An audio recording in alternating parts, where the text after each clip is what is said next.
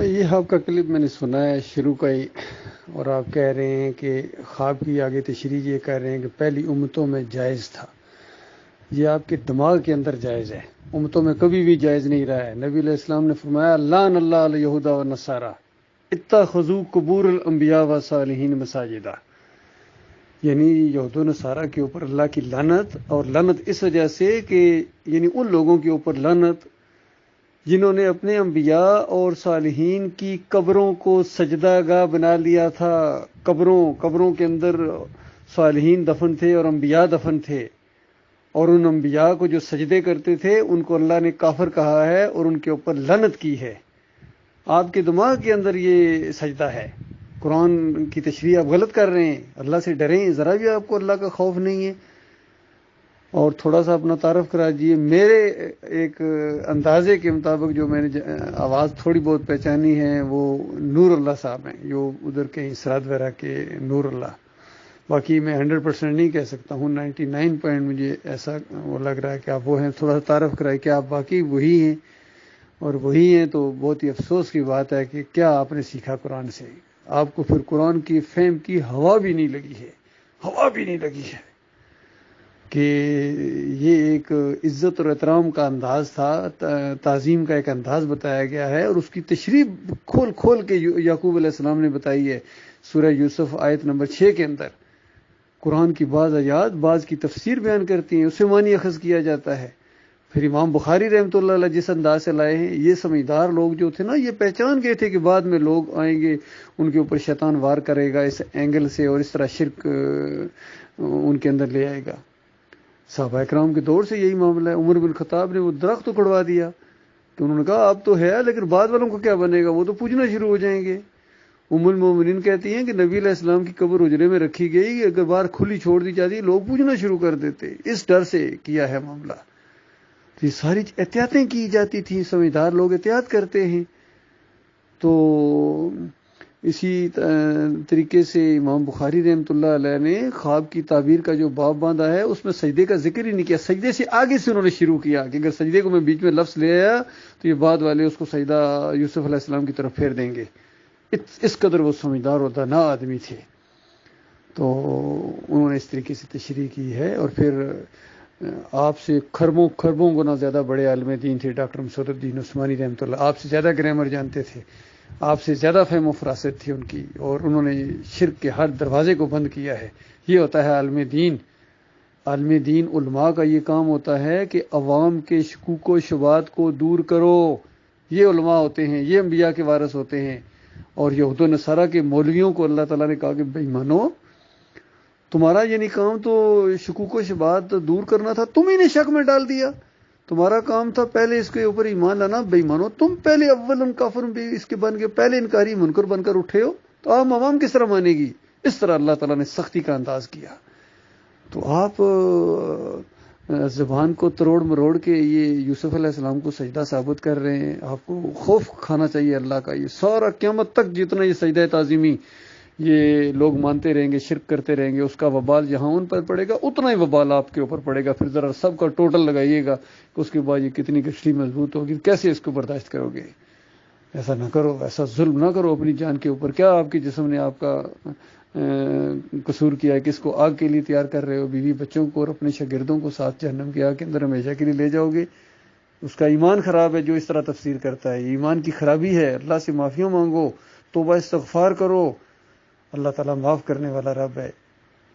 الا الذین تابوا واصلحوا وبینوا، یہ عالم دین اس طرح توبہ کرے، توبہ استغفار کرو کہ اس سے پہلے جو شرک یہ بیان کرتے رہے آپ کی یوسف علیہ السلام کا سجدہ ہوا، اسے توبہ کرو، سچی توبہ کرو، پھر بیان کرو لوگوں کہ شیطان کا وار ہو گیا تھا، میں نے بھی محمد حنیف کی طرح یہ معاملہ کہنا شروع کر دیا، اللہ مجھے معاف کرے اور تم بھی میرے ساتھ زیادہ سختی نہ کرو۔ سب یہ توبہ کریں، یہ محمد حنیف سب سے زیادہ توبہ کریں، پھر قاری خلیل الرحمان کرے، منور سلطان کرے، رفعت نواب کرے، یہ سارے توبہ کرو، سچی توبہ کرو، سچی توبہ کرو، ڈرامے نہ کرو، توبہ کرو، ورنہ تمہاری کھال جہنم کی آگ کے اندر ہمیشہ جلتی رہے گی۔ بدلنہم جلودا غیرہا، ایک کھال کے لیے دوسری کھال، تیسری کھال، چوتھی کھال، خون اور پیپ کی وادیوں کے اندر تمہیں گھوتے دیے جائیں گے ایسے سارے لوگوں کو جو بھی شرک کے اوپر مریں گے، ان کی ساری خوبیاں ختم، سارے اعمال برباد کر دیے جائیں گے۔ آپ کیا ہیں؟ انبیاء کے بارے میں فرمایا یہ بھی شرک کرتے، یہ بھی میرے علاوہ کسی اور کو سجدے کرتے، رکوع کرتے، کسی اور کو پکارے لگاتے، نہ ذرا ایک لگاتے، اس کے بدلہ حبط عنہم ما کانوا یعملون، میں ان کا سارا کیا کرایا برباد کر دیتا۔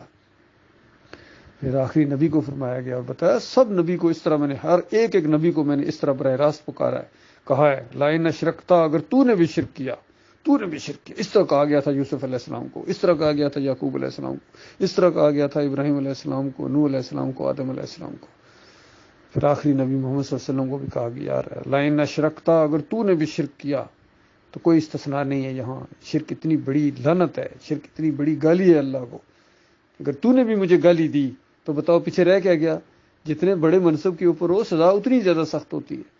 تو پھر سورہ آل عمران میں فرمایا اس کا ترجمہ کہ کسی بشر کا یہ کام نہیں کر اللہ اس کو، یعنی ایک عام بشر کا کام نہیں ہے، کسی یعنی عام بشر انسان ہوتا ہے اس کا یہ کام نہیں ہے، تو وہ بشر جس کو اللہ کتاب دے، وہ بشر جس کو اللہ نبی بنائے، اور پھر حکمت اور دانائی اس کو عطا فرمائے، یہ وہی حکمت اور دانائی ہے جو یعقوب علیہ السلام نے کہا تھا میرے بچے آپ کو تعویل الحدیث کا علم دے گا، حکمت اور دانائی عطا فرمائے گا تجھے میرا رب، تمہارا رب۔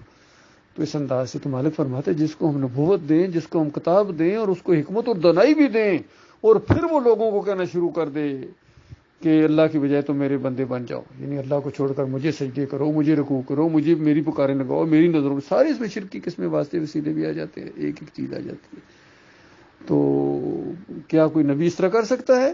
یعنی یہود و نصارہ کو بتایا گیا جو الزامات لگاتے تھے آپ کی طرح انبیاء کے اوپر، وہ بھی ایسے پچھلی شریعتوں میں وہ بھی کہتے تھے ایسا ہی ہوتا تھا، شرک خود کرتے تھے، کہتے تھے پچھلی شریعتوں میں ایسے ہی ہوتا تھا، پہلے لوگ ایسے ہی کرتے تھے، انبیاء ایسے ہی کر کے گئے ہیں۔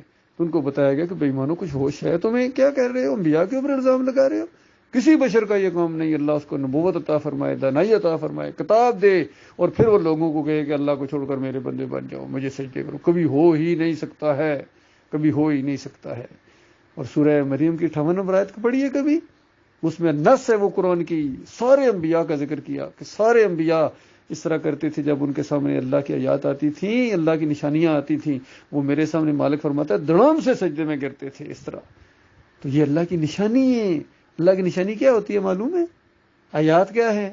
ایک یہ قرآن کے اندر ہے، ایک پوری کائنات اللہ کی آیات ہے، اللہ کی نشانیاں ہیں، ایک ایک چیز پکار پکار کر کہہ رہی ہے کہ اللہ ایک ہے، وحدہ لا شریک ہے، وہ پوری کائنات کا اکیلا مالک ہے، یہ اللہ کی نشانی ہے۔